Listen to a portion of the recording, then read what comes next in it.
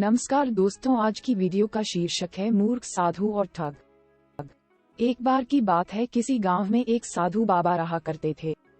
पूरे गांव में वह अकेले साधु थे जिन्हें पूरे गांव से कुछ न कुछ दान में मिलता रहता था।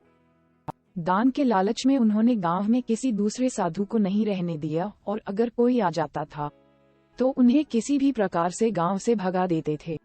इस प्रकार उनके पास बहुत सारा धन इकट्ठा हो गया था। वहीं एक ठग की नजर कई दिनों से साधु बाबा के धन पर थी।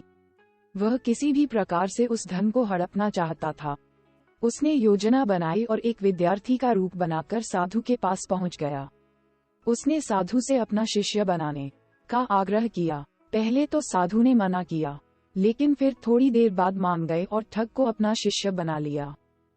ठग साधु के साथ ही मंदिर में रहने लगा और साधु की सेवा के साथ साथ मंदिर की देखभाल भी करने लगा।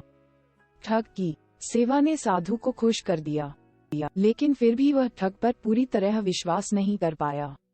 एक दिन साधु को किसी दूसरे गांव से निमंत्रण आया और वह शिष्य के साथ जाने के लिए तैयार हो गया। साधु ने अपने धन को भी अपनी पोटली में बांध लिया। रास्ते में उन्हें एक नदी मिली।